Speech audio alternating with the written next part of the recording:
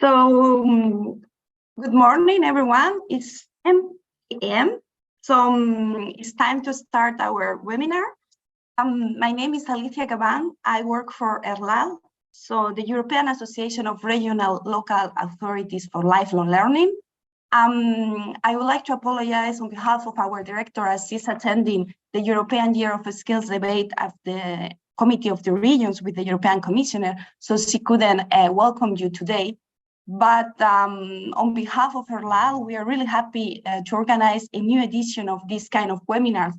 On this occasion, we will be exploring and understanding a bit better the individual learner's account and the challenges and prospects ahead. We will be talking about this from different perspectives. We are really glad to have the European Commission, the OECD, and as well best practice from the colleagues from France. And then we will have as well a roundtable where our colleagues from different regions will be sharing how they are implementing either individual learning accounts or similar projects that are close to this approach.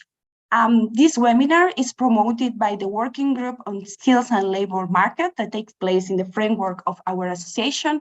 And this working group is actually chaired by our member, the Regional Minister of Education of Catalonia.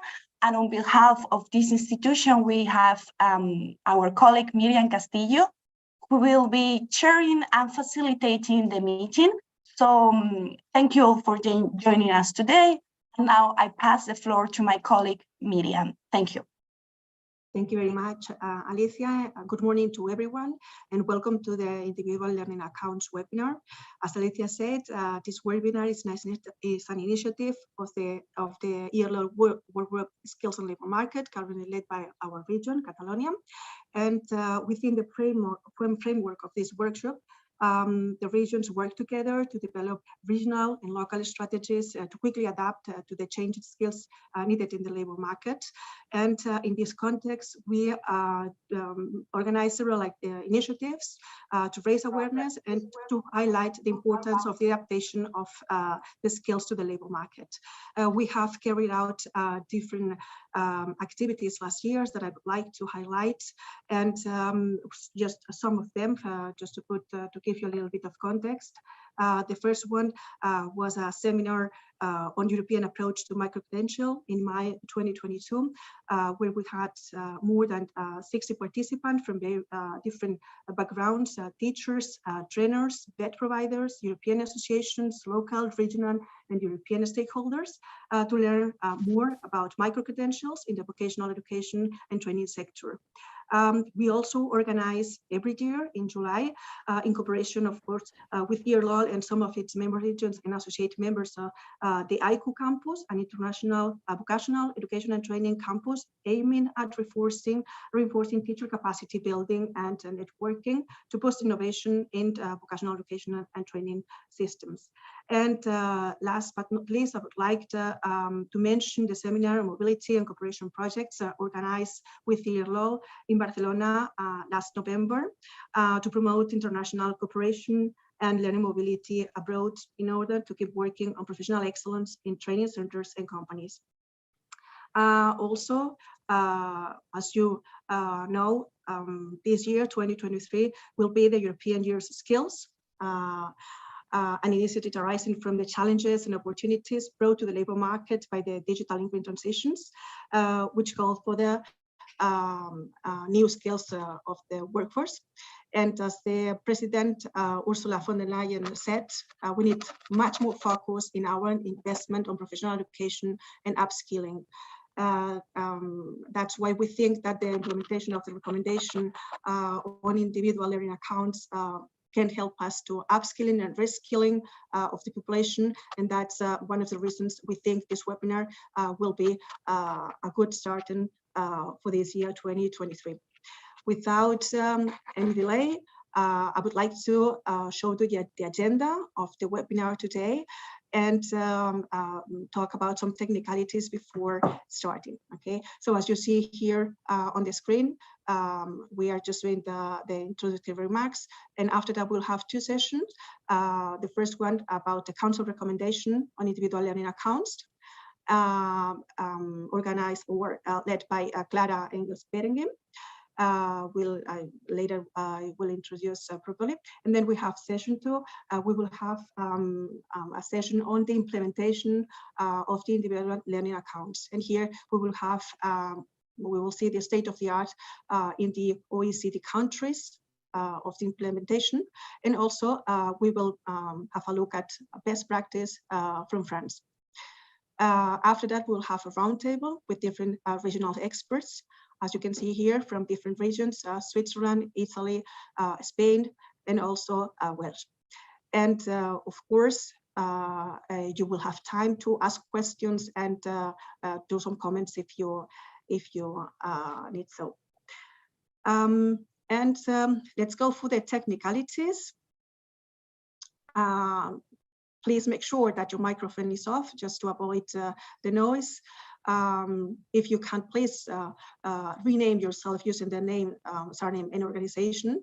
And also take into account that where pictures might be taken during the session and will be published on the EARLALL Twitter account. And also the session is being recorded. So you can put your camera off if you don't want to be recorded.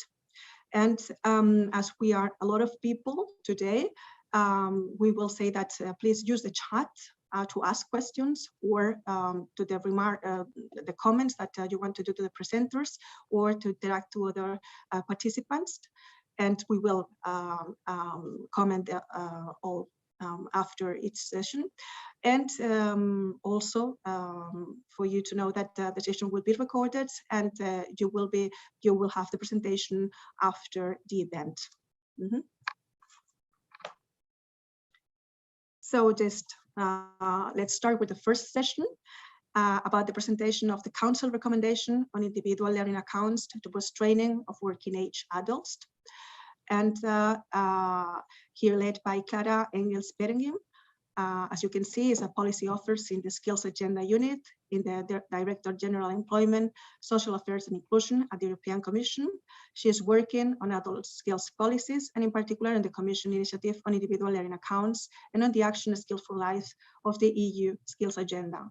Clara is coordinating the Commission Expert Group on Adult Learning and the network of national coordinators for the implementation of the EU Agenda on Adult Learning. She has until recently worked on higher education policies and the Bologna process and developed the Commission's initiative on an EU approach to micro-credential. Please, Clara, the floor is yours. Thank you. Thank you very much. Just a second, I'm sharing my presentation. So I hope you can see the full screen now. And yes, thank you very much for the invitation and also for the organization of this webinar, which is very, very interesting also for us to hear the perspective of regions on this initiative.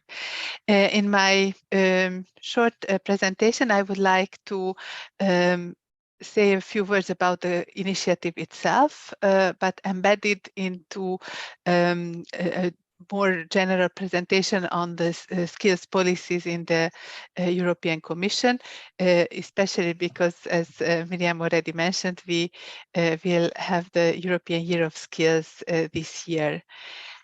And skills policies are very much in the focus of our policymakers, and with a good right, because there are a lot of trends ongoing which impact how people need to skill, reskill, and upskill throughout their life, which will have to be the norm rather than the exception in the coming years.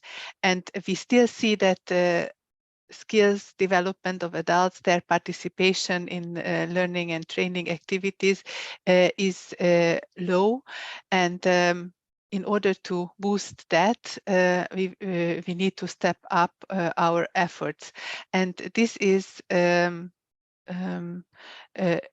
triggered especially by a number of trends which you can see in this slide. There are more and more people working in atypical forms of work rather than full stable employment.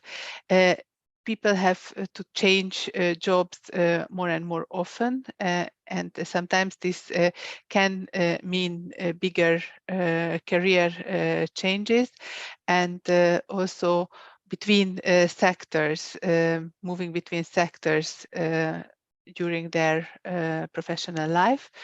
And within the same job, there are also requirements, especially led through digitalization, which require different skill sets, and the importance of transversal and social skills is also growing. And probably the most crucial trend for regions are the demographic changes, which impact Europe altogether, but they have especially they can have especially strong consequences in regions where the demographic divergence can worsen the economic and social divides in certain areas, and regions can fall into a talent development trap. And in order to work on this, the Commission has just recently adopted a council, a communication on harnessing talent in regions. I will say a few words about that later as well. But all these trends are pushing skills more and more in the center of attention, and this is why the President of the Commission has proposed to have 2023, this year, the European Year of Skills. And during this year, we will look at different dimensions of skills policies, among others, on investment in skills, and also how what action could be done to increase the skills relevance of the relevance of skills. Also in skills matching, there are some discussions ongoing, and initiatives ongoing, and we would like to look at these. We would also like to hear the perspective of the different countries, regions, sectors, and wider stakeholders on these topics. And there will be also work done to see how the EU could attract talent also from outside to address the skills challenges, but in a way which is best serving a socially fair and inclusive way of living together. I would like to say a few words about the EU skills policies. Most of you might know, but it is useful to recall that since 2017, we have the European Pillar of Social Rights, which includes skills as its topics, and those who are highlighted a little bit more, slightly with yellow, those four aspects of the European Pillar of Social Rights are related to skills, and probably most importantly to stress is the right for education and lifelong learning, which has been proclaimed as an individual right. And building on the European Pillar of Social Rights, the European Commission has also adopted an action plan with concrete targets for the current decade to reach, among others, the 60% of adults that participate in training every year. This is the so-called 60% skills target within the European Pillar of Social Rights. And next to the other two headline targets, we are pulling efforts together in the Commission and try to work with member states according to this in order to reach these targets.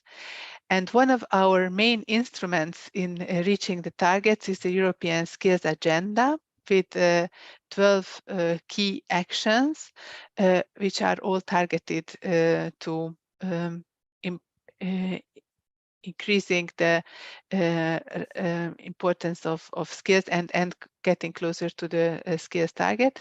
And this has four main elements, and I would like to mention one, the joining forces target, which can be very relevant also for regions, because there we have the Pact for Skills initiative, of which you might have already heard before, and I think there was probably even a presentation of my colleagues on the Pact for Skills.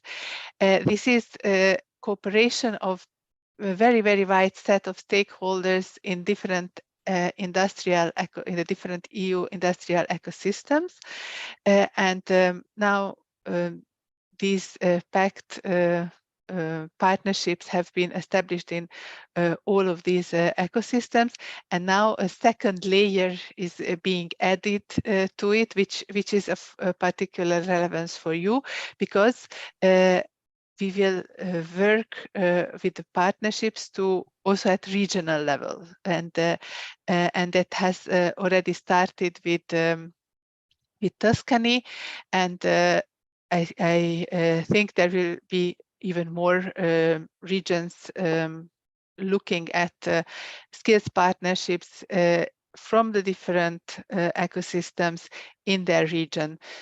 So hopefully you will be involved in these activities. And another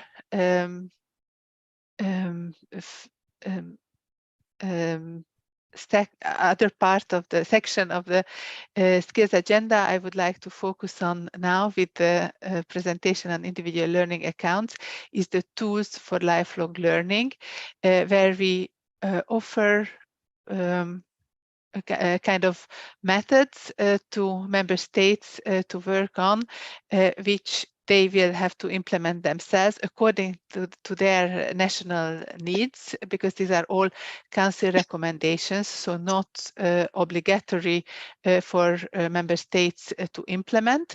But we tried to propose initiatives which in our views could work in the different countries, and could boost substantially the development of skills, even having a very clear systemic impact on skills policies, which are currently rather scattered in the countries.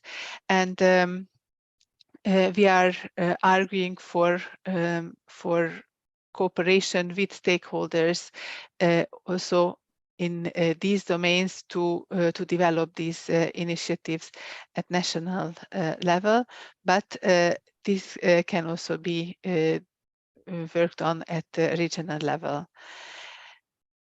These are the Council recommendations which have already been launched under the skills agenda, and I would like to say a few words about the content of the Council recommendation on individual learning accounts. The main objective of this initiative is to tackle two long-standing challenges on the skills support area. The first one is to help all working age adults to access training so that they have the possibility to access training. And here the all working age adults is rather important, because this means that we would like to offer skills development possibilities to practically everybody, not only those who have the easiest access to it, like for example those in employment, or the unemployed also get skills courses offered, but also those who are working in the atypical type of work, or who are planning a transition for their profession. So really everybody should be included in these developments. And we also would like to offer ideas how it could be helped that they actually take up this training, because what we also see is that motivation is still one, or the lack of motivation is still one of the main obstacles when we look into why adults participate in such low numbers in training currently. So these are the two main objectives of this initiative, and the main idea is to establish personal accounts where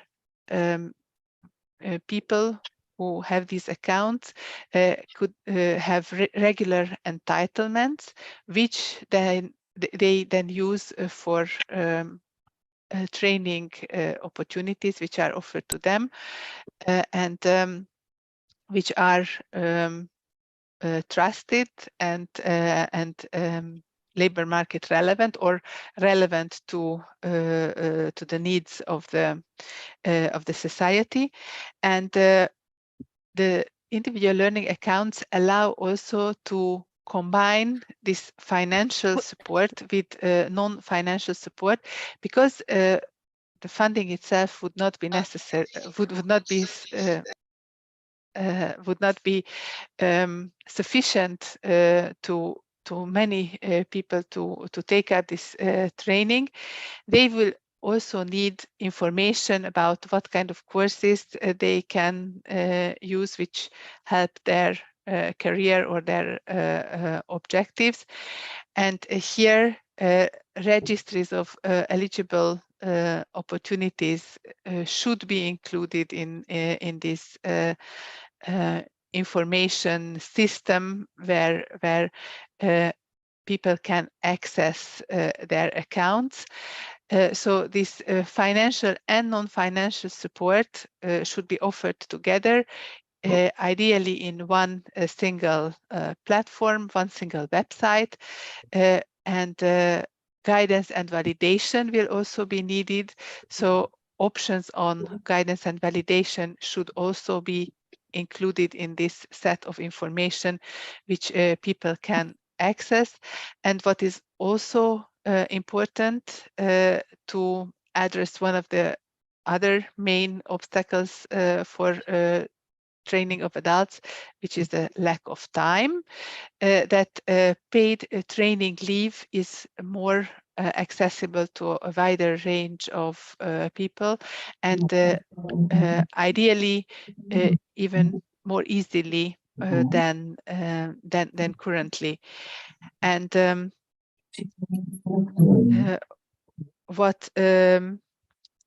so this is the policy vision for individual learning accounts. We will hear how this works in France, for example, because this Council recommendation was also inspired by the French example, but we know that in many other countries there are no major developments yet, or no examples which we could showcased as a national scheme for individual learning accounts, but we are very glad to note that there are quite some countries that are planning to work on this, also supported by EU funds through the Recovery and Resilience Facility, and also through the European Social Fund Plus, which is available for them. They have there are a number of countries that have planned developments into in this area, either calling it already individual learning account or a similar scheme which can lead on a longer term towards the setup of individual learning accounts. And next to the currently available EU funding, we are also offering mutual learning opportunities for countries to develop or to see how such an individual learning account could work in their system, because, as I already mentioned, starting points are very different. So we don't want everyone to use the same model, but the model has to be adapted to the local needs. If there are already voucher systems in place, that's a very, very advanced starting point from which the step to individual learning accounts is less big. But in other systems where the adult learning opportunities are very scattered and support is very diverse, there the step could be bigger. And in order to support countries in this, we are offering the mutual learning program.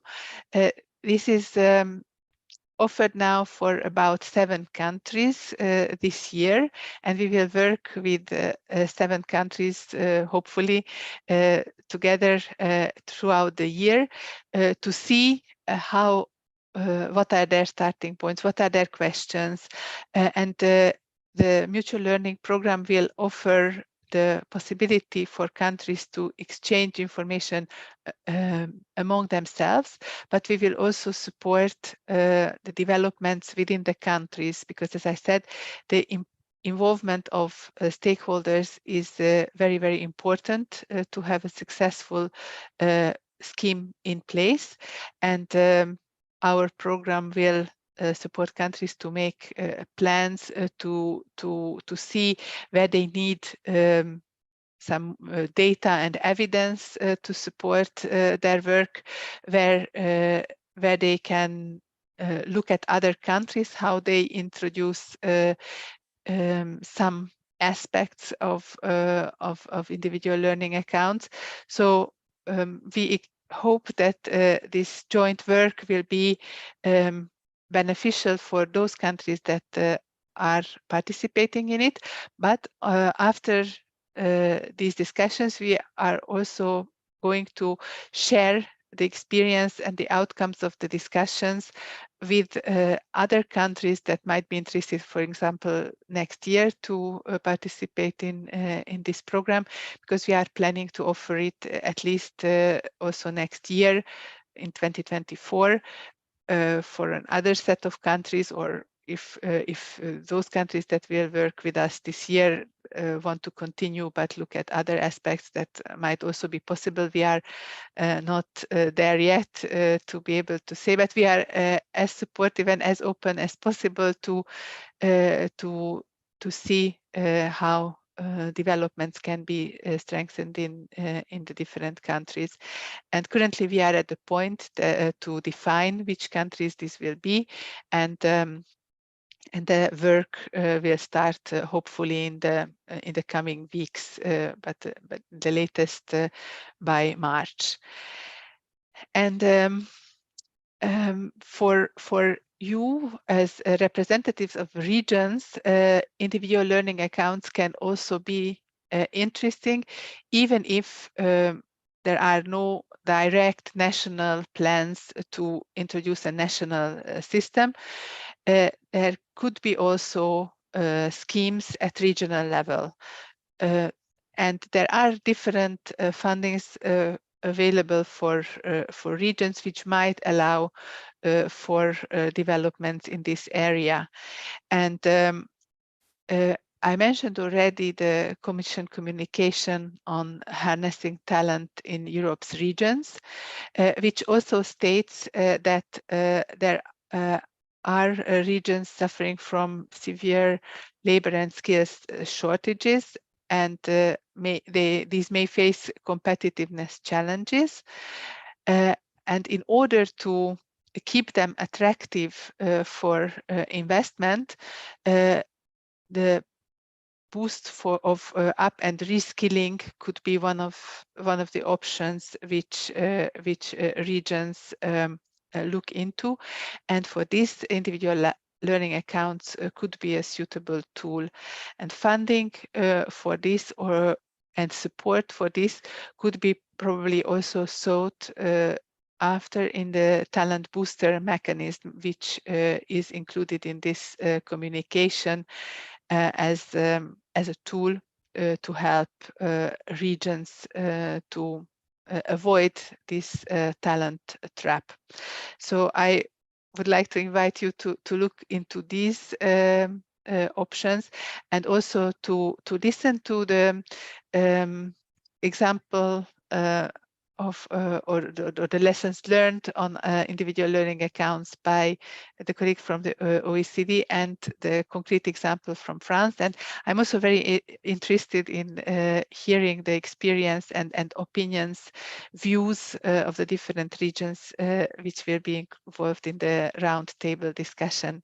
And finally, just to come back to the European Year of Skills, I would like to show you a number of dates which we can already share with you. So as I mentioned already, the European Year of Skills will happen in 2023, but it has not started yet officially, because we are waiting for the official adoption of this decision on the European Year of Skills. And currently the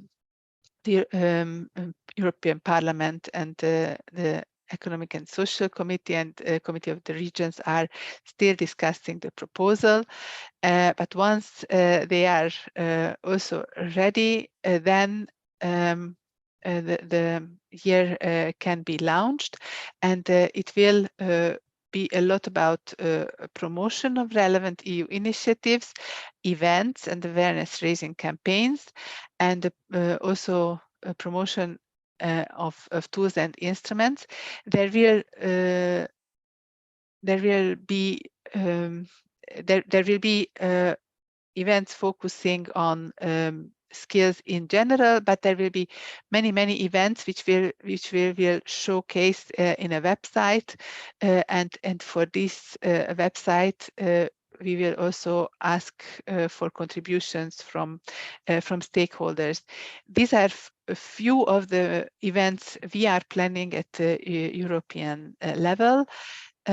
Much more details will come with time. For the time being, we have mainly the dates set, and we hope that you will be involved in these events as well. And we would also welcome your events for our planning. And these are some of the major initiatives which are planned this year. The very first one was this communication on harnessing talent in regions, but there will be also council recommendations on digital skills and digital education. There will be a pilot on the European Digital Skills Certificate. There will be work on the quality framework for traineeships, and many more. This is only the selection of the highlights so far. So thank you very much for your attention. And if you would like to know more about the European Year of Skills, please visit also the very new website, which has just been in place for a few days. And we still need some further development, but we will feed in information in there very speedily and regularly. Thank you very much again. Thank you very much, Clara, for this very interesting and clear presentation. I don't see any questions in the chat, but I think it's quite a lot of information, and really we have big challenges now. And if you don't mind, we will let's just move on the second session, where we will have the state of the art of the OECD countries, and also, as Clara mentioned, the French example, that maybe we can know more about the regional what they are doing in France. As I said, the following we move onto the following presentation, which is led by Steenbroeke. He's a senior economist at the OECD, where he leads the organization's Future of Work initiatives. He currently manages a large research program on the impact of artificial intelligence on the labor market. Stein holds a Master in Philosophy and Development Studies from the University of Cambridge and a doctorate in economics from Royal Holloway, University of London. He has 20 years experience working in government, Mozambique Ministry of Health, UK Civil Service, and international organizations, African Development Bank, and OECD. He's also a research fellow at ETHAM. Please, Stein, the floor is yours, and thank you. Good morning, all. Thank you very much for inviting me. I'll quickly share my presentation, which you should be seeing right now.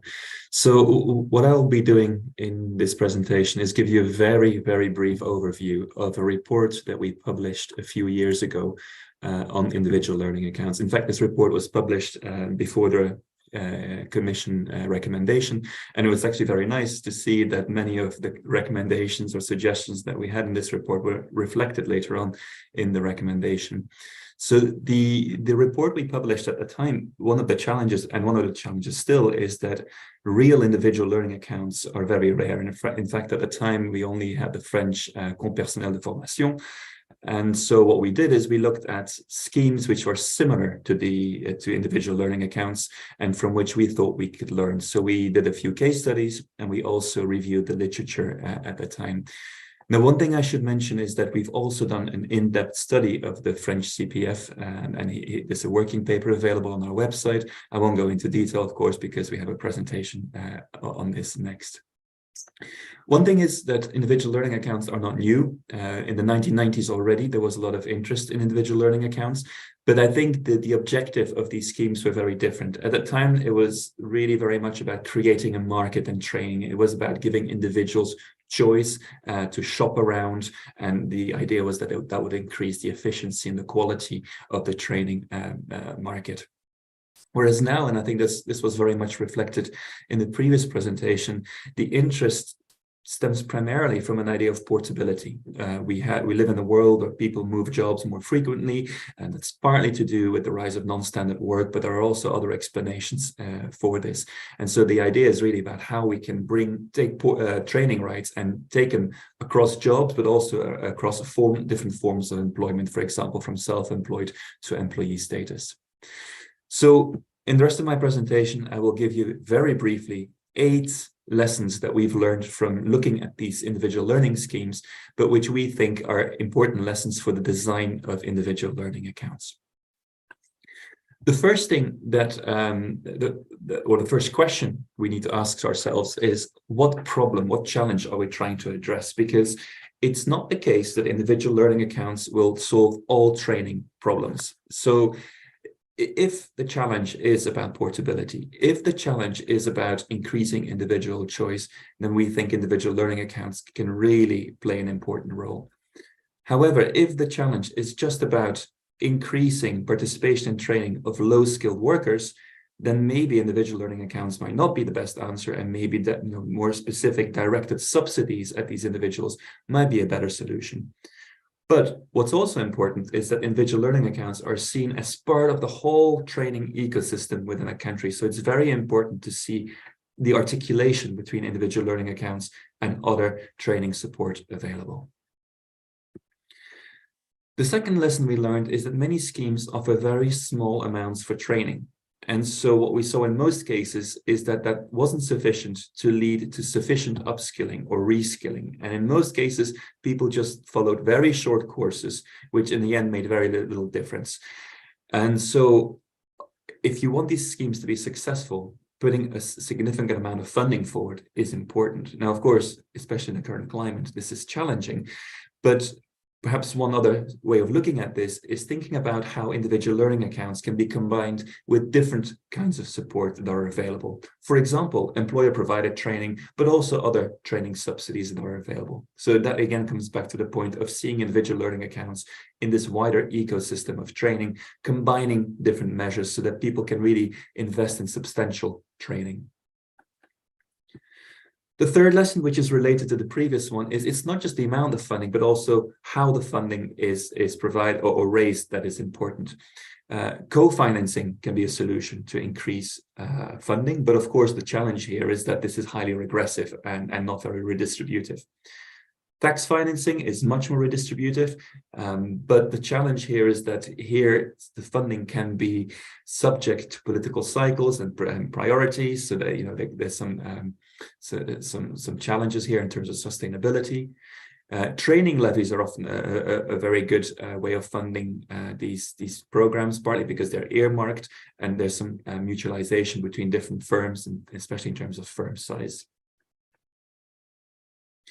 The fourth lesson, and this was reflected in the previous presentation, is that on their own training accounts will not be sufficient, and there really need to be other forms of support available as well. And this is particularly true for low-skilled people. Of course, finance is a challenge for people to participate in training, but it's not just about finance. It's also about information, advice, and guidance. So all these other kind of support mechanisms need to be there available around the individual learning accounts in order for these accounts to be successful, because you're giving people freedom to go shop around for training, but they need the support to be able to find the right courses for them. And this is again related to the previous points. We find that sometimes schemes were very complicated to navigate, and of course that reduces participation in these schemes. And so we've seen recently, for example, in the French account, and I'm sure we'll hear more about this later, easy online tools that people can use to navigate the system that facilitates access to these programs.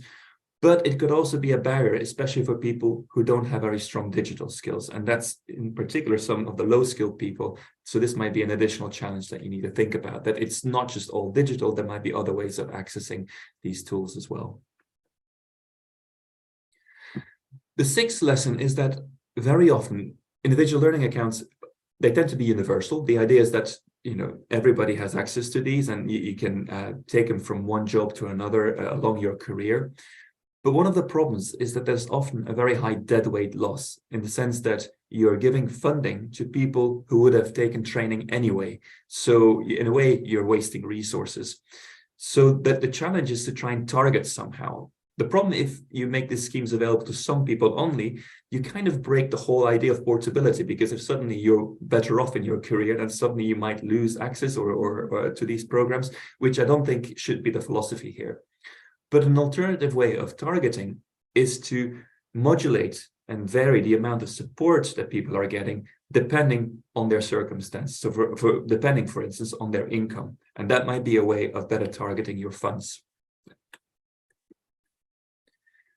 The seventh lesson, and this is again something we just heard in the presentations from the Commission, is that you're now asking people to shop around for training, but people have very limited information. And if people have bad information, they're unlikely to be able to shop around correctly.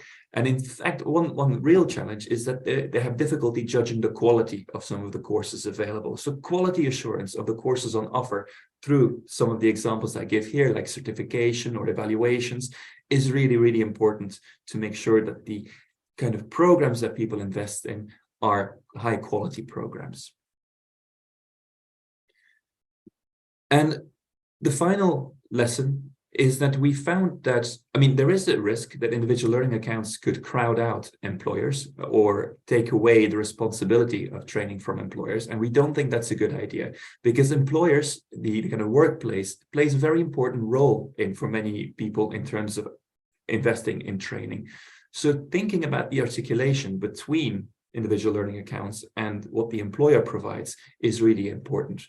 And one way, for example, of doing this is by introducing an on-the-job training component to some of the programs that are funded through individual learning accounts. As I said, this is a very brief overview. I invite you to look at the full report, or there's also a much shorter policy brief available.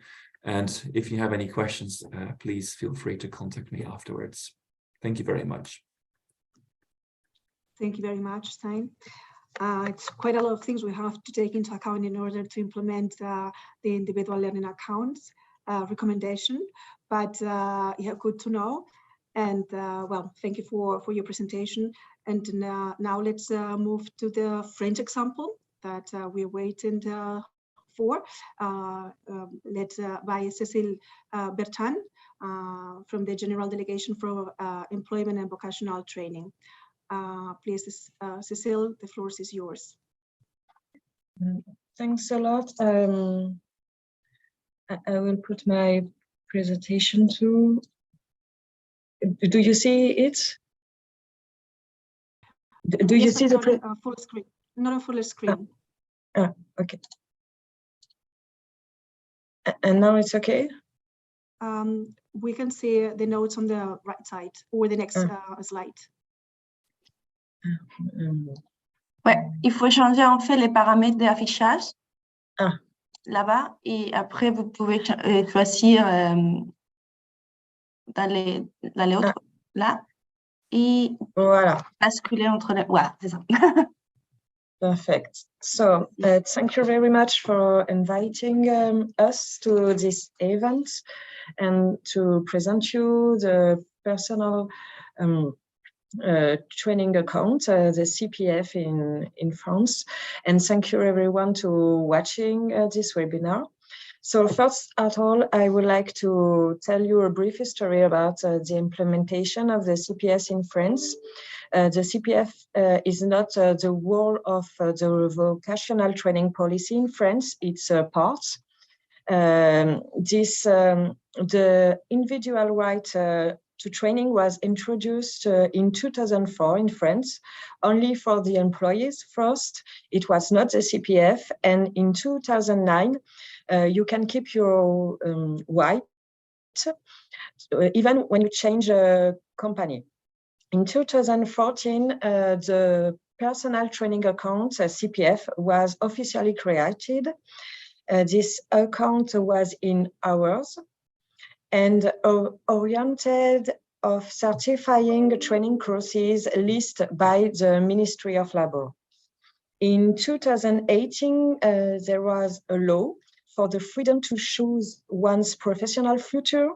It's a law of the 5th of September, and it created the CPF like we know it today. For all the working people, so employees, self-employed, job seeker, public sector, and the law refuses the person as the only one able to determine his need of training. All the certifying training courses are now eligible for the CPF, and they are normal lists. To update it, it's very more simple. And the account is converted in euros. There is no more hours. So the CPF holder can order the training himself. And it's very simple because there is a digital platform called Mon Compte Formation, created for this purpose. The management of the CPF and Mon Compte Formation platform has been entrusted to the Caisse des dépôts et consignations. It's a French public financial institution created in 1817. The financing of the CPF is made from a mutual fund managed by another organization, is France Compétences, and which is fed by a part of all the contribution of companies to professional training. It's a tax calculated according to the number of employees and their payroll. So you can see all the rights that you have with the CPF is throughout working life. You can have it one when you are 16 and you are on the working life. You can keep it even when you change career or you don't work. This is the right that you have. It's for all your life, and all people can have a CPF, employees as a public sector, self-employed, job seeker. There is just an exception for public sector. The CPF is always in hours. It's not yours. So the rights are acquired until retirement, because when you're retirement, you don't work anymore, so you don't need training courses to get another jobs. The CPF, with the CPF, you can have 500 € per year, and it's capped at 5,000 €. So there is no more euro if you don't use it 10 years. If your disabilities, or if you are less qualified, you have 800 € per year. It's not 500 €. And you can find all the eligible training on Mon Compte Formation platform. You don't have to find the eligible training in other platform, and company or official institution can fund the account to bring you to personal training. And you can pay also your training courses if you don't have any euro on your CPF. So how the platform work? The platform is only digital. You can, on the platform, you can check your rights. You can get accompanied with career development advisory. The law of the 5th of September 2018 refocuses a person as the only one able to determine his needs for training, but gives also the possibility to people who need it to be able to be accompanied. And it's totally free. You can, on the platform, you can get additional funding. You can find a training and doing search. So you can put filter on price, distance, if the dates, if you want a training courses 100% digital or not, the duration, the location. And you can purchase your training, complete your training, and get certified. And you can also make a discussion with the training organization. And you have a secure connection with France Connect Plus based on digital identity. So the positive effects on CPF. The platform Mon Compte Formation, created in November 2019. The CPF represents almost 6 million training courses ordered since November 2019, and it cost in educational cost 8 billion euro. There are almost 20 million active profile on the Mon Compte Formation platform. The CPF participates in the integration into employment and the maintenance into employment of the less qualified people by allowing them to access training to qualify.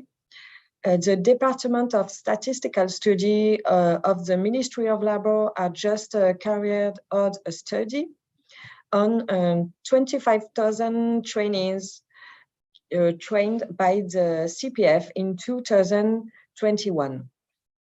80% are satisfied with the individualization of the training, and 89% recommend the CPF. So it's almost 90%. It's a very good statistic. And 75% of trainees say that they use their training as part of their jobs every day. Half of the training applicants are employed less than 7 months after their training. So job seeker can find one other after their training courses. And the CPF also promotes women's access to training, because women represents 1 other of 2 to purchase training courses, and they are only 46% of the population of the CPF holder. There are some negative aspects. It's true that illicit and fraudulent commercial practices on the CPF have been observed. To make fraudulent use of the CPF rights of individuals, because they are euro. However, the fraud is minor compared to the amount that we put to financing the training action. So we put 8 billion to financing training action per CPF, but the fraud is only 40 million. So it's just a small part. But even it's just a small part, there is a need to take measure to fight against this fraud.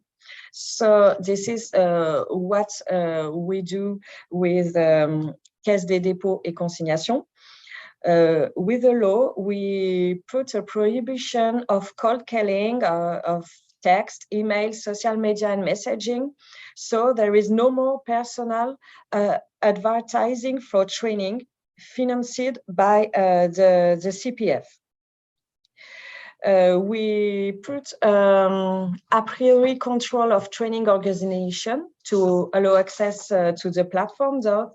So there is no more automatic registration, and the Caisse des dépôts et consignations checks that the organization has all the necessary to and the authorization to put training offer on the platform. And the Caisse des dépôts et consignations organize also webinars to this training organization to be accompanied and aware of the regulation of the platform. So they can say that they can't say that they don't know the rules. there is also a reinforced security for the CPF holder with the digital identity that I spoke to you at the beginning. It's the digital identity via La Poste. This is a post mail. So when you want to go to the platform Mon Compte Formation, you have first to go to the website La Poste, or in every post that you have in France, to do your digital identity and to verify your identity. And when you want to go to the Mon Compte Formation and your identity was verified, the application on your phone wake up and you have to enter your personal code. It's like when you shop online with many banks in Europe. Caisse des dépôts et consignation targeted checks on training organization too. We put this check on training particularly affected by fraud. And now for the future, because we have already fight against this fraud, we want to continue to promote the system to develop partnerships and contribution for co-financer, so companies or institutional. And it's linked with the second point to reorient the training offer towards the professional to the future. It's IT profession, energy renovation. And we are thinking about to regulate the offer by empowering the CPF holder. So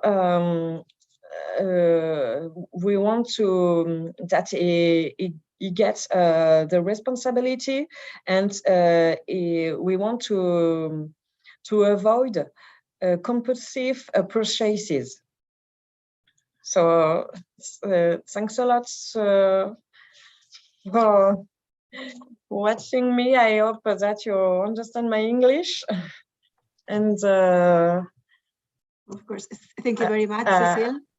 Yeah.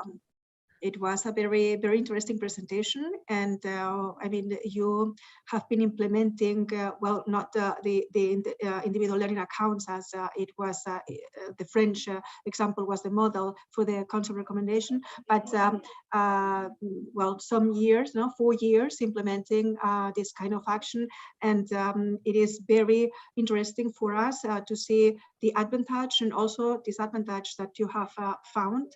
And that we can take into account in order to implement the council recommendation in our countries. Yeah, thank you very much for the presentation, really. And I don't see any questions in the chat. You know that you can ask if you have any questions, please write them on the chat. If not, as I don't see any, a question from, I see here, sorry. Yeah, there is one question from Rafaela from EAA, European the adult education. So you. Okay, so we know from other learners that paid training leave is a very big motivator to participate in learning for personal and professional development. However, at the moment, some countries reserve the right to grant access to paid training leave and training vouchers. For example, Belgium.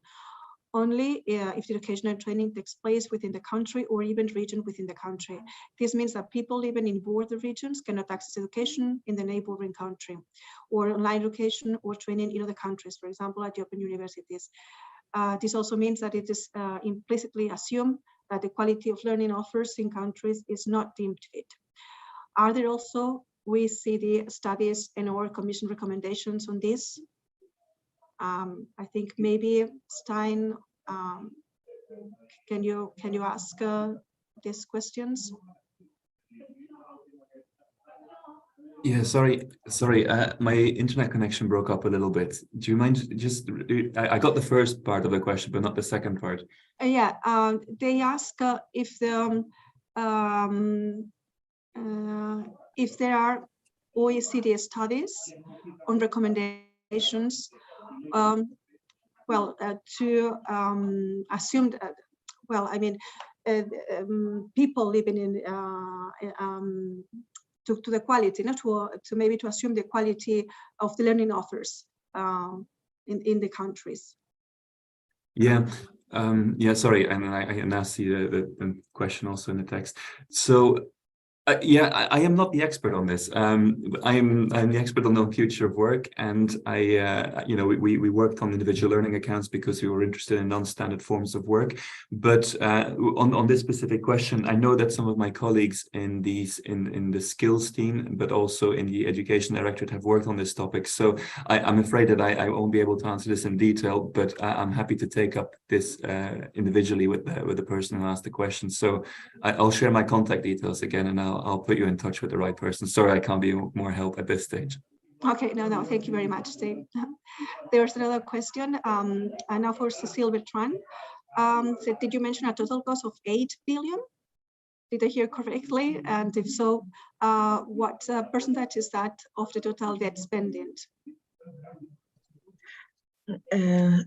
So could you repeat the question? Yeah, you mentioned 8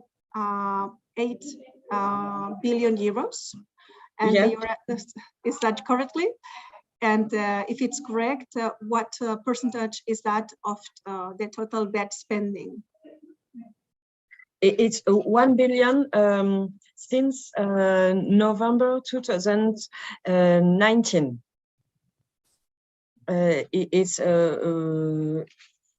It's mostly it's only on CPF, and it's only training courses that people have purchases and do it and make, and it's for mostly is for the field of transport, driver license. It's for IT profession or orientation about your personal future, and language too. Mm-hmm. Okay, there's another question also for you, Cecile. How are people supported that are not digitally literate, or that they don't have access to computers or smartphones? How they can use this Mon-Compte formation? Then are they supported? If they don't have digital access, they can get some help with career development advisory in the job seeker structure, for example. So they can help her to go to the platform on a computer on the structure. But it's the only way to get your CPF in France. And there is a digital identity too. So it's only on digital. Okay, thank you. And just one more question for Stein. Do you think one day there will be a European individual learning account system?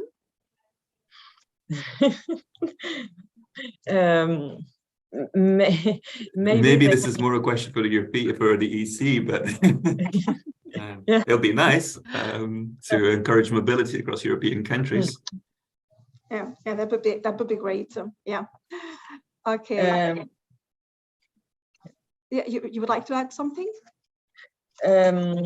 Yes.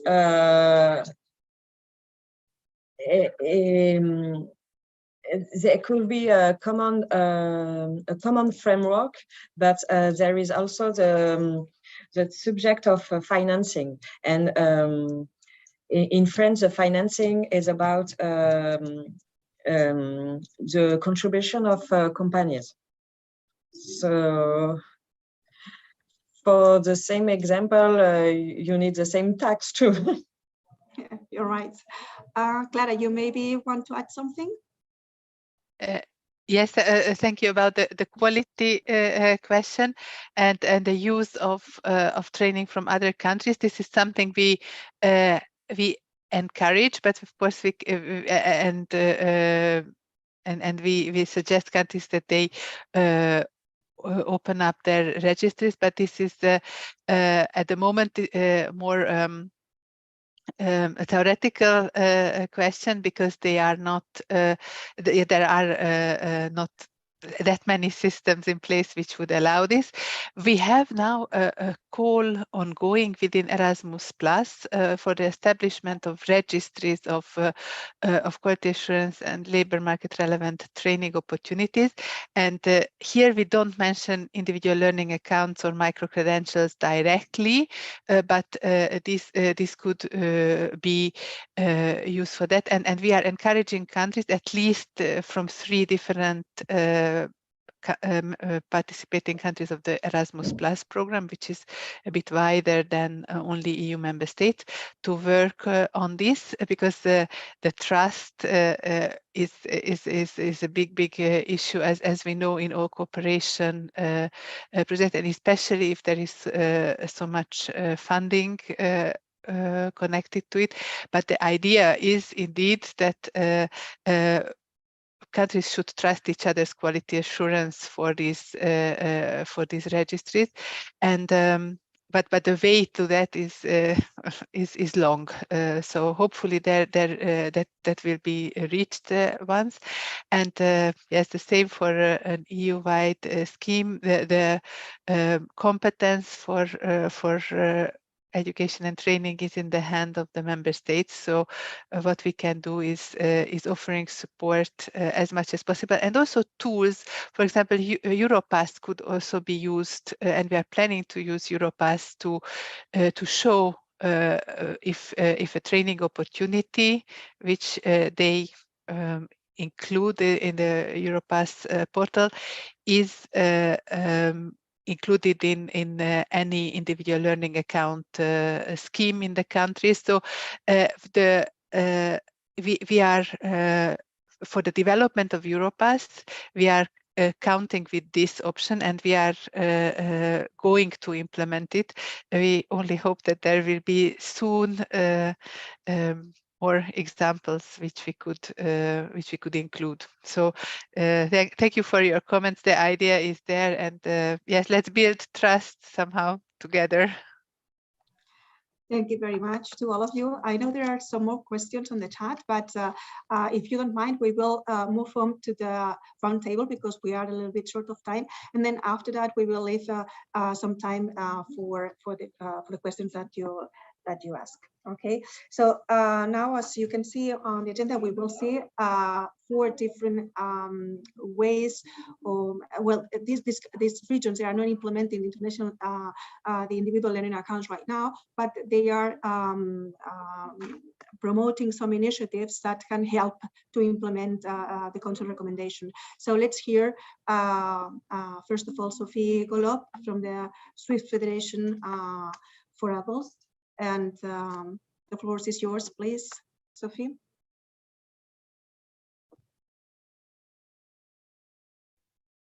Well, hello, everybody.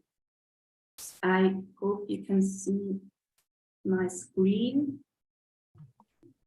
As I don't have a lot of time, I want to move quickly, and you can always stop me and say, like, okay, it's enough. Sorry, Sophie, we see your all the slides. The same as with Cecile before. So I think, wait a second. And so did I stop the presentation now? Okay, yeah, you stop it. Now we are seeing your computer screen. Is it better now? Not really. Alicia, can you help? Yeah, you have the third option in your screen. You have it's in German, but it's the same. You see, no, in your screen. So you were showing the presentation. Yes. Yeah. So you have presentation, Beden, tips, and at Zeichen. You see at Zeichen, the third option on the top of your. Anzeigentauschen. Anzeigentauschen. Yeah. Yeah. Tick that one. Tick that one. No, no. The third one. That one. Yeah. That one. Anzeigentauschen. Yeah. Präsentation beenden, Tipps und dann Anzeigen tauschen. You click that one and you just change. Sorry, I don't. Okay. Okay. I'm sorry. No worries, it's fine. Okay, wait. So I don't. I know what the problem is. I know what the problem is. I think. Now it should be better. And this. Is it better now? Perfect. Okay, I'm sorry. So hello everybody. My name is Sophie Bullock, and I'm I'm a project manager at the Swiss Federation of Adult Learning. And I was asked to present to you today an example of an education voucher for basic skills. And as I just said before, maybe my presentation also is a little bit long, so just tell me to stop if I have taken too much time. And actually what I want to present to you today is the education voucher to support basic skills. And the idea of this voucher is that it is a financial support for the training of people with low basic skills to promote participation in adult education in Switzerland. And the education voucher is a demand-oriented financial instrument. So the possibility is, or the potential is, that the participants themselves can decide within the framework of a defined offer of training, which training exactly they want to choose or to attend. And here we talk about training of basic skills, and as basic skills we define literacy, numeracy, digital competencies, and language competencies. And today I want to present you a specific example, namely the example of the canton of Lucerne. I don't know if you're familiar with cantons. Cantons are actually administrative units such as states in the United States or provinces in other countries. So we talk about cantons, and the canton of Lucerne has established in 2020 an education voucher project. And the key points of this voucher project is that it is the vouchers which are distributed are only applicable for basic skills courses in the canton of Lucerne.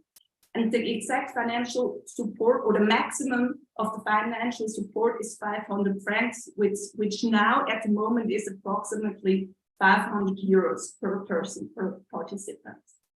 And the attendance requirement, so that's the voucher actually can be validated, is that the participant has to at least attend the course 60%. So the attendance rate must be 60% to be able to validate the voucher. And the involved project partners is the canton of Lucerne, and also the training providers within the cantons of Lucerne, because they have to actually provide the offer for the training of the basic skills, and the Swiss Federation of Adult Learning. So that's actually us, and we have an important intermediate role. And the specific target, there is a specific target group of this voucher system, and it is people with low basic skills or with basic skills needs, and often it is people without professional qualifications or in low paying segments, and with a lack of connections to modern digital technologies or with a migration background. And there are some specific requirements for the participations. They have to be between 18 and 65. So it concerns specifically the working population in Switzerland or in Lucerne. And the language level has to be at least on an A2 level. So there has to be some basic language level to be able to participate in these courses. And from the educational perspective, they cannot be at the same time in another vocational training. So it should only be this kind of training.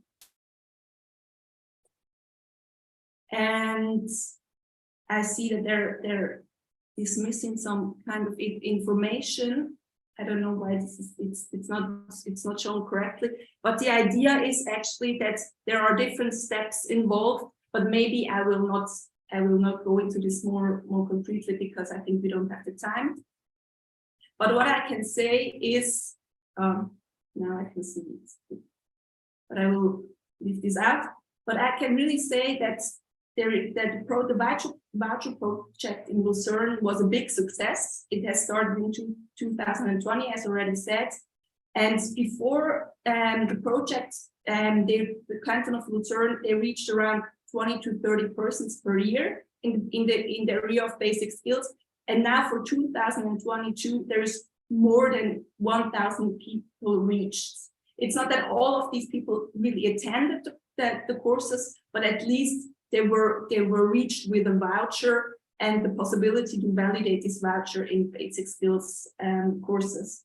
And we can also see that the participation was really good. There was rather a low dropout rate, and we can also see that the main reason for the dropout was actually that they were able to find a job if they were not employed before. So they didn't have the time anymore to attend the course. But in the end, I mean, it's the aim to improve employability of the participants. And what we also saw is the growing commitment to promote basic skills by the training providers. So we can see that they really try to improve the quality of the training offer of basic skills, which was not the case before, and the offer has grown a lot bigger. And to conclude, I would like to share with you some success factors and challenges for the voucher project, because as we all know, it is really difficult to reach target groups in the area of basic skills. So this is also the case for the voucher project. But we can really see if the cooperation and the communication strategy within the project works well, it really helps. So we could really see there were like more than 1,000 people reached only in 1 year for this kind of offer. And we can really see that working together also, for example, with agencies of the state, with employment agency, with social agencies, really help. So they also have to be informed about this project to be able to talk to their clients about this project. And one point also is the consulting and the guidance of the participants. And I actually think this goes also hand in hand with the question of the sustainability of this kind of projects, and that we can really see it is important to be able to guide and to inform the participants about more projects, because it is not also about more offers. It is not also the idea for participants to participate once in a course, but it is actually the idea that they will continue their learning path. And I really think here, to conclude this presentation, I think individual learning accounts may be a very good possibility to actually ensure this kind of learning path, to be able to get an overview of what has already been done, what more has to be done, and maybe I think to really be efficient, there has to be a good consulting and a good guidance of the participants in this kind of voucher projects. Yes. Thank you very much, Sophie, for the presentation of the Swiss voucher project. We will leave if there's any question until the end of the roundtable. Okay, so that now Miriana Bucalosi from the region Italy, she is head of the apprenticeships, work-based learning policies and EU project management unit in the region, will be presenting, doing her presentation. The floor is yours. Good morning also from my side. I'm going to share my screen, and just a second. And if you please can see me that everything is working. Yeah, at the moment we can see your presentation. Yeah, perfectly working. Perfect. So let's start. Well, first I have to mention a huge experimentation on individual learning accounts that were made starting 2004 across Italy. It was a huge experimentation belonging to the Ministry of Labor, so it was a national experimentation. But they choose to involve in this project to start working with individual learning accounts with 3 regions. One was Tuscany, the region I belong to.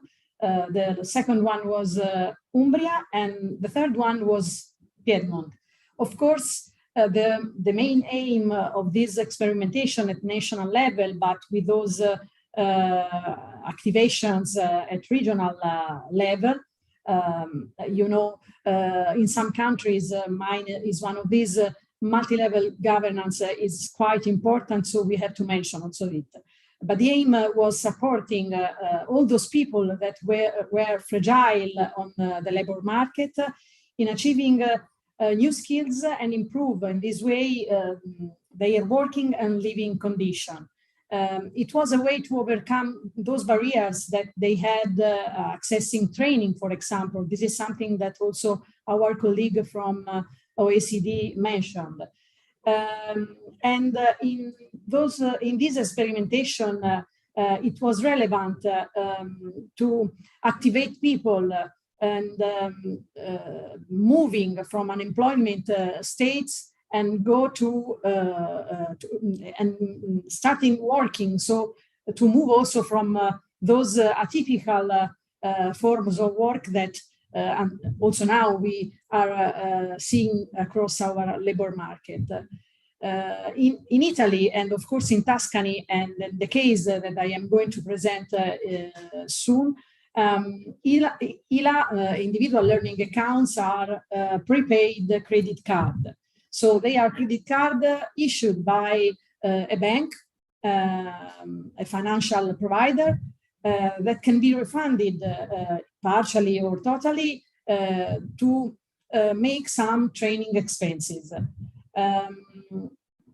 The individuals, I already said it, that can access, could access, because this was a past experimentation, those kind of subsidized training were unemployed people and also employees with a typical form of work.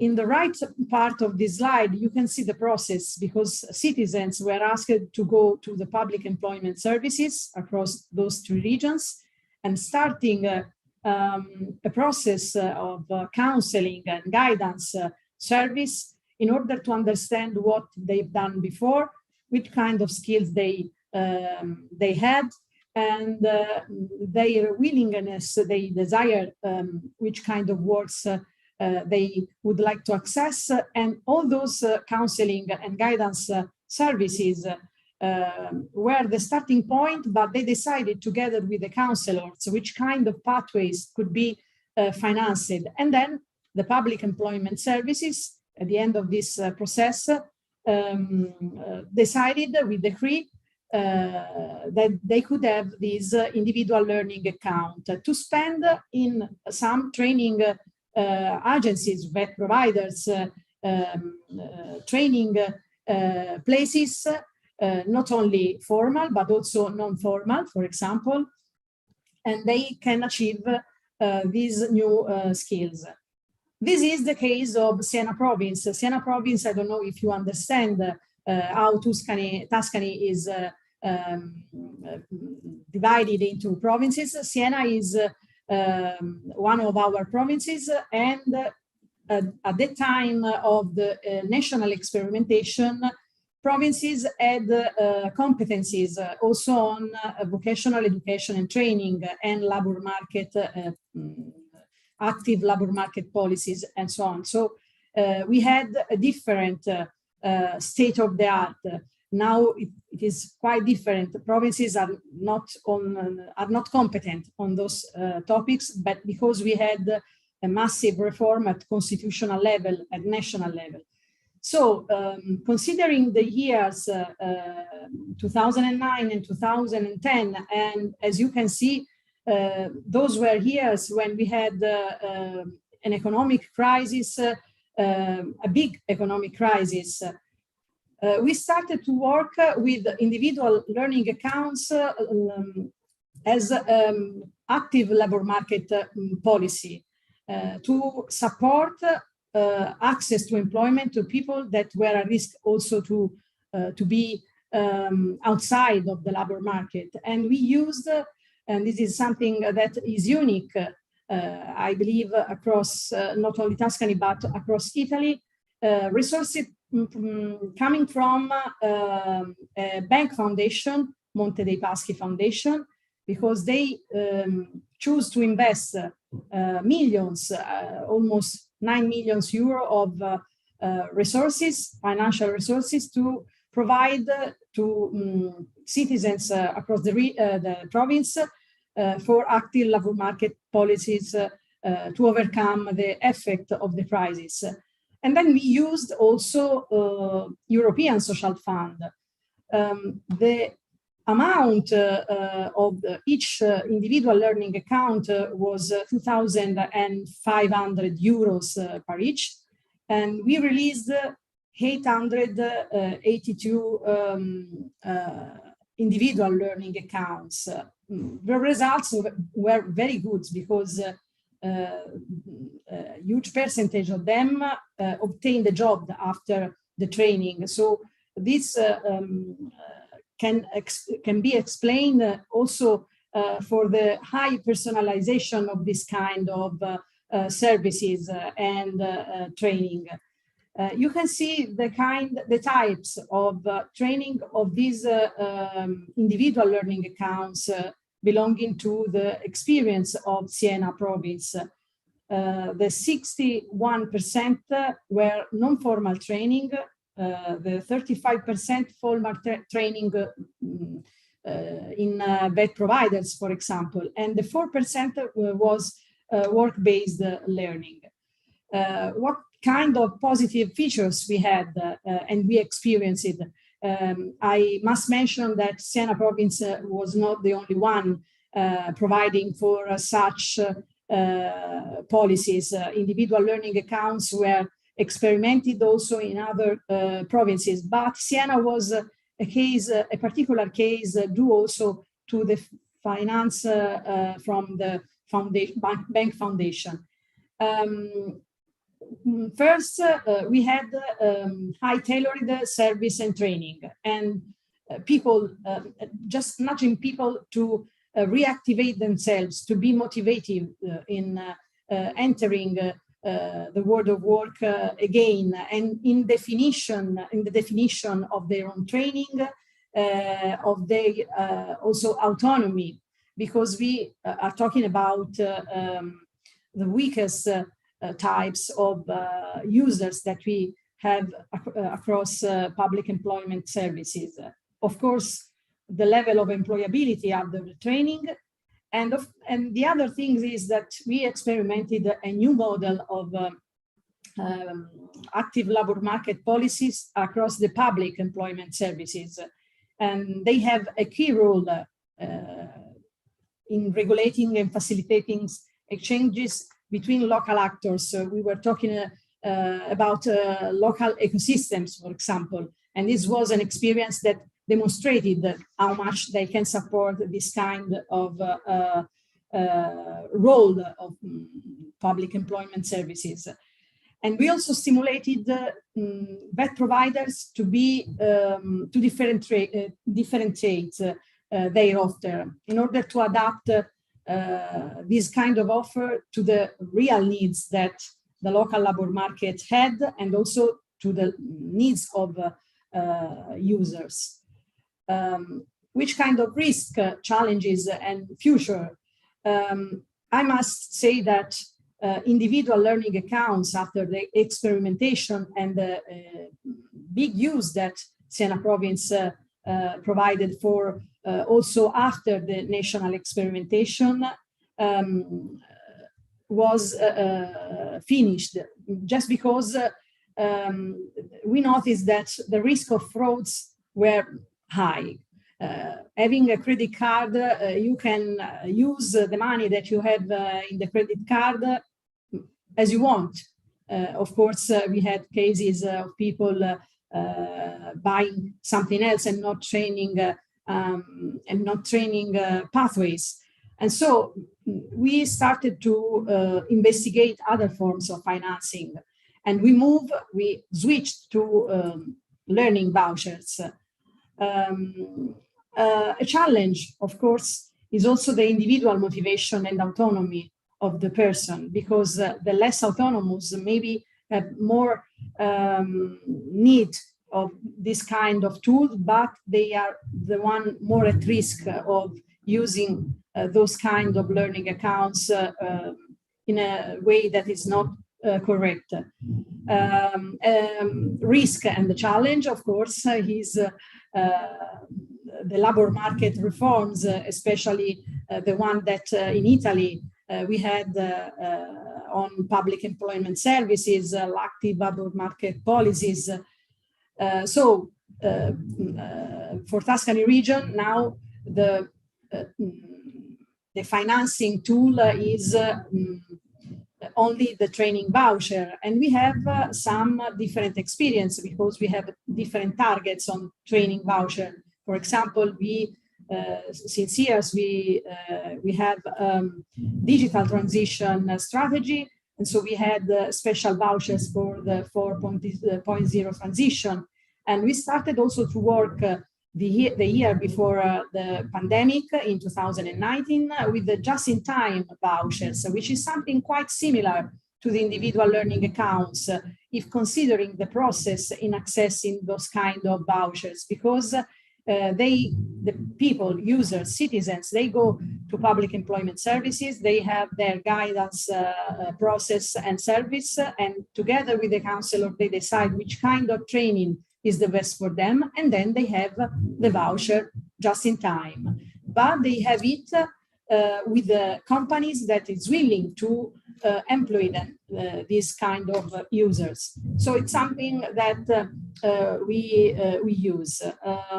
But I believe that we could and we should start again to talk about individual learning accounts, coming from the experience of starting to introduce them again, maybe with a balance of these different forms of funding for different users, for example, dropouts, or for the training, which is something that we are starting now to investigate on, of high-level artisanal professionals, because we have special pathways for them, but they are individual pathways. So with experience, we are thinking that it's preferable to give citizens, users, the individual learning account or the voucher instead of financing the single bed provider, which is quite important. So I am at the end of my presentation of the Tuscany experience. And of course, the presentation I will put at your disposal, and I am here for your question if you need. Okay, thank you very much, Miliana.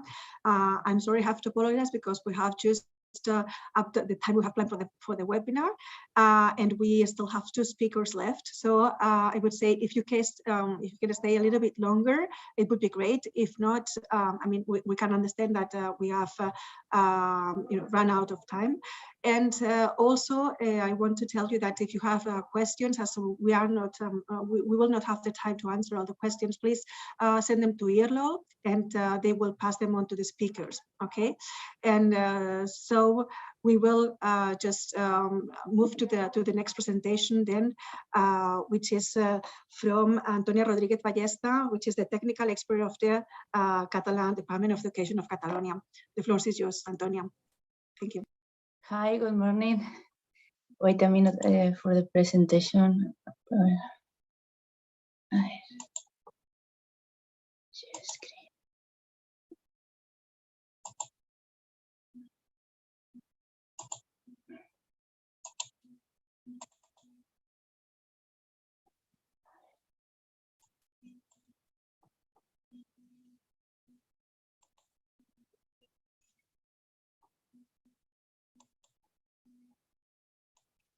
Right, I think so. Yeah. Well, it's not full screen. It's not full screen? No. No, I think I only do one part, no all screen. I think I do three, 4. Okay. And then hi, I'm Antonia. I I'm a technical worker in the Ministry of the Education.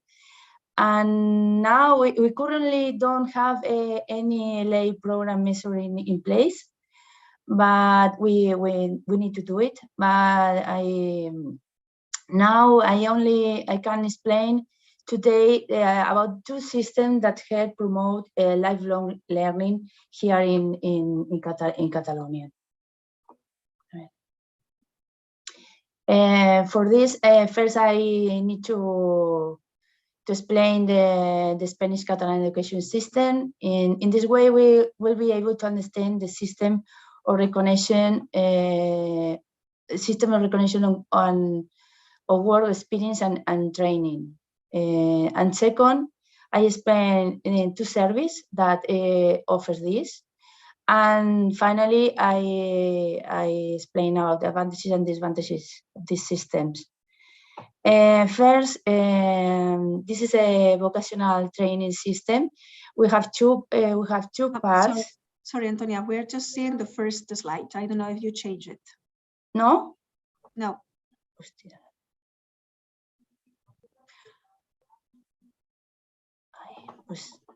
Here.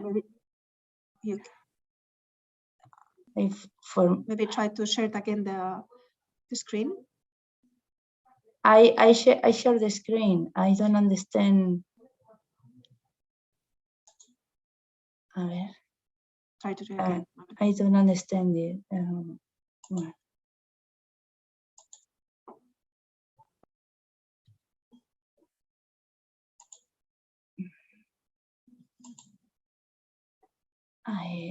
Probably I use it PDF.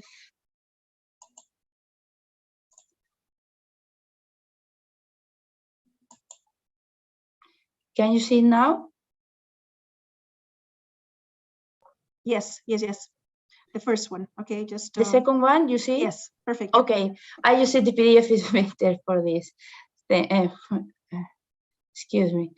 Then I explain this part. Vocational training in general, with the laws are made for the vocational training system, are the basis for the degrees in this part in education administration, and the certificates of the part of the labor administration.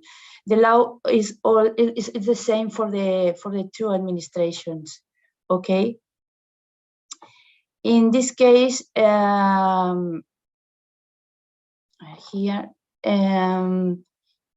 the law defines the basis of the catalog of the professional qualification. The qualification defines the occupation of the job of the people.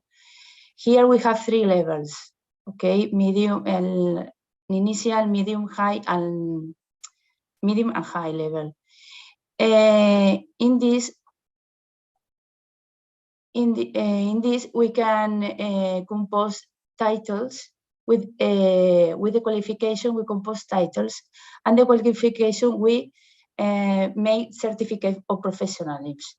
Here we can only use one qualification. One qualification is a certificate, one certificate of professionalism, but you can have one or more than one qualification in a degree. Okay. Next, here I think you hear better. Professional qualification are divided in some parts. These parts are saying competence unit, and this is the competence unit is the principal element. It's a transfer element between certificates, between vocational training, okay, in official degrees. And you can see here competence unit are related with the professional modules, okay. And you pass, and this is the key. You can pass here to here or here to here in using competence unit. Okay, this is the most important, because this is the most important and reference to after we need to recognize titles or certificates of professionalism in these two services. Here we have two services that we can recognize experience or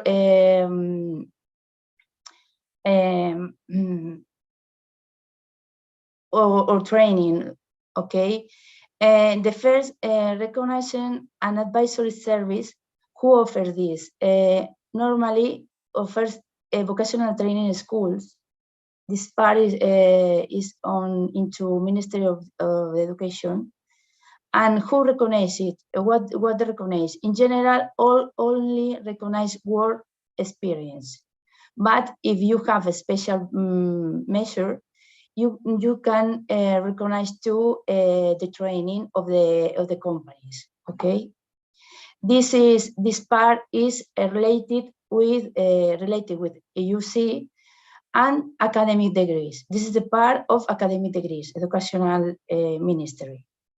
In the other part, we have another service that say competence accreditation. And this service that's offered by the competence accreditation agency. Okay. Now they change it and make a change. They currently say if PF CAT agency. Okay. They can recognize, in this case, in other words, is accreditation of the work and the training company. They recognize two in the same system. In this system, in this service, they recognize the same competence unit, but the competence unit in this case is for obtain professional qualification, and this, when you obtain professional qualification, you obtain certificate of professionalism.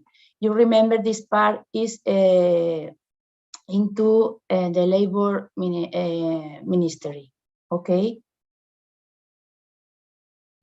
And now we can we can explain about advantages and disadvantages of these two systems.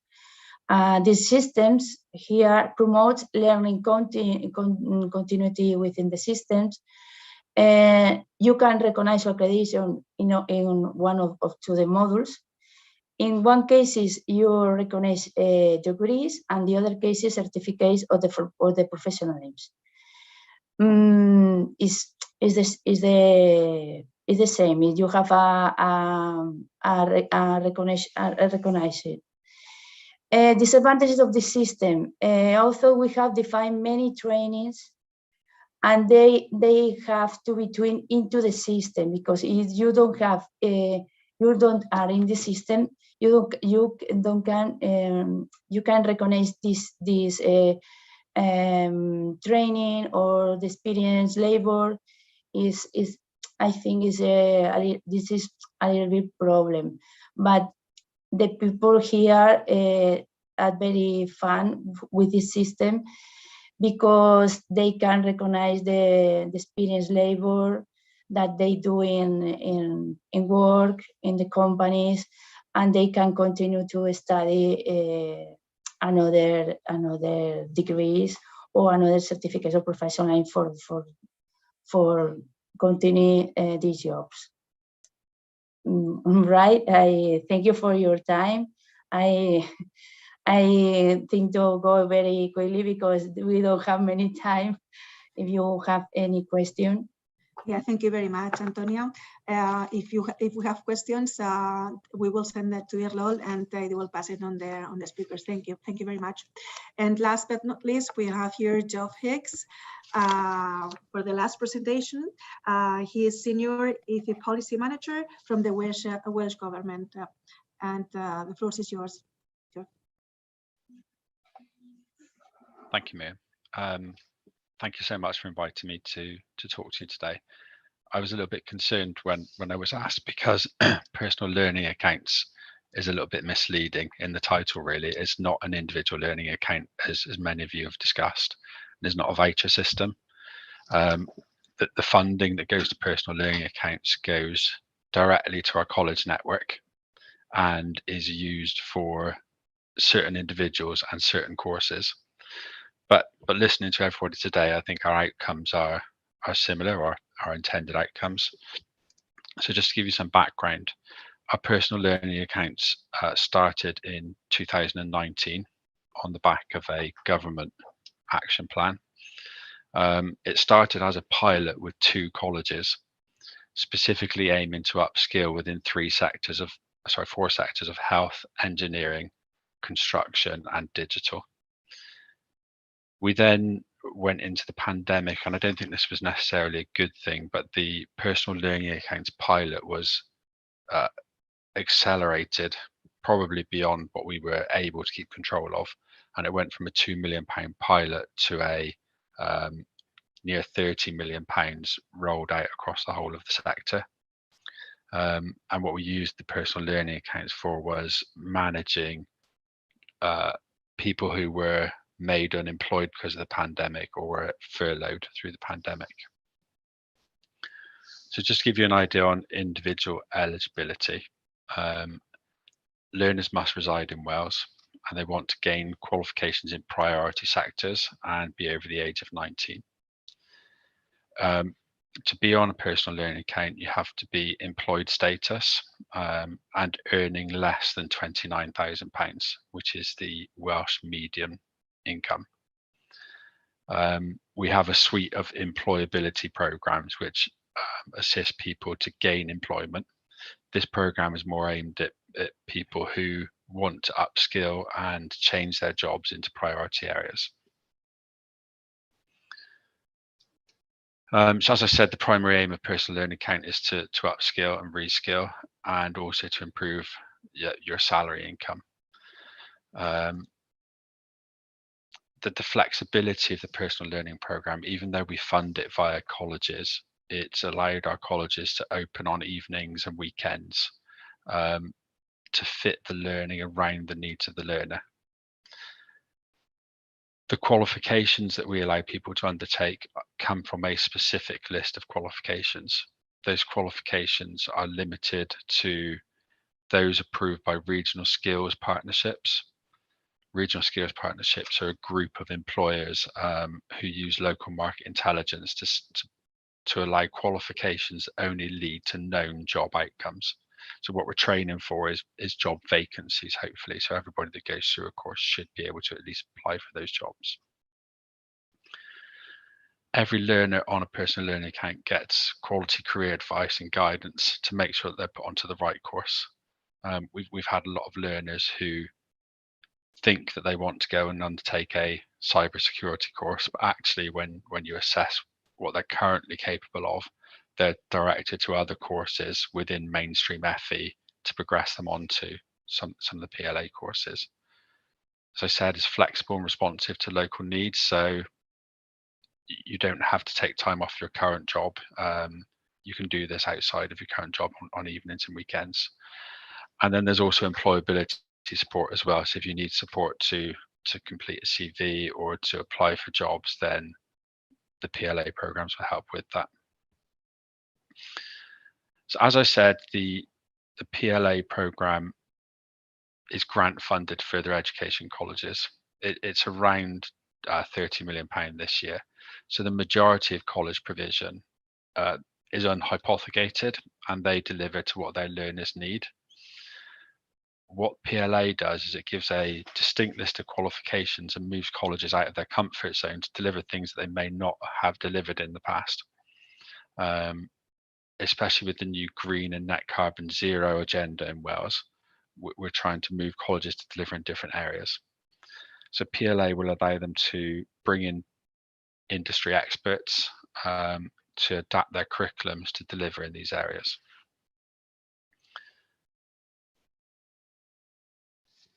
We also have targeted funding. This has been really successful in the last couple of years. So we've had targeted funding for logistics, HGV, green and electric and hybrid vehicles. These were all need areas during the pandemic. We trained 3,800 individuals with that additional funding and had 800 new HGV drivers within 12 months, or qualified to HGV drivers within 12 months. We had 800 people entering the health and social care sector on the back of PLL training, and 900 in retrofit and net zero construction. So what we're able to do is target that provision to the need at the time. In 2022-23, so this current year, we've also had some targeted intervention for net zero and digital sectors. The problem that we're finding with this targeted intervention is that the average salary of somebody that needs to progress onto these courses is already above £29,000. So we've moved our eligibility just for this cohort of learners to see how it works. So those earning more than £29,000 can still upskill to move into new areas and hopefully gain promotion. Highlights and issues. Highlights is that college mainstream provision, so their normal business as usual provision, is benefiting from PLA activity. So to give you an example, within engineering, they're now introducing net carbon curriculum into their mainstream because they've got that expertise from the PLA program. It allows employers to learn at times they want to, and the targeted interventions allow rapid response to local and national need. Some of the issues that we're facing, because there's no financial input from the learners, we do find that there's a higher dropout within our PLA courses. Quite often learners will get that promotion or get a new job and then not complete the course. So that's something that we need to work on. There's a confusing message between colleges and employers. As government, we have in the past and still do encourage colleges to be more commercial, to get contributions from employers to some of their training. And yet with PLA, if a course becomes a priority, we offer it free. And if it drops off that priority list in 3 years' time, we expect the employer to contribute again. And that's causing some friction between employers and colleges. And then finally, just ensuring that our targeted interventions are accessible to all, especially those on the higher salaries, is how do we progress learners from lower levels to actually achieve those higher level offers. I'm sorry, I probably sped through that really quickly, given the time, but if you have any questions, please feel free to. Okay, thank you very much, Gev. It's very interesting to hear what is being done in the different regions. We really run out of time, so I don't think we have the time for questions right now, but as I said before, just send them to EARLALL and we will give you the answer. And also, well, thank you, the audience, for staying until the end of the webinar, and for the presenters too, for your presentations and your contribution. Without your contribution, it would be impossible to organize the webinar. And just a quick remember that you will receive the materials, the presentations of today's webinar, and also that the recording will be available on the EARLALL YouTube channel. And well, thank you, and see you soon.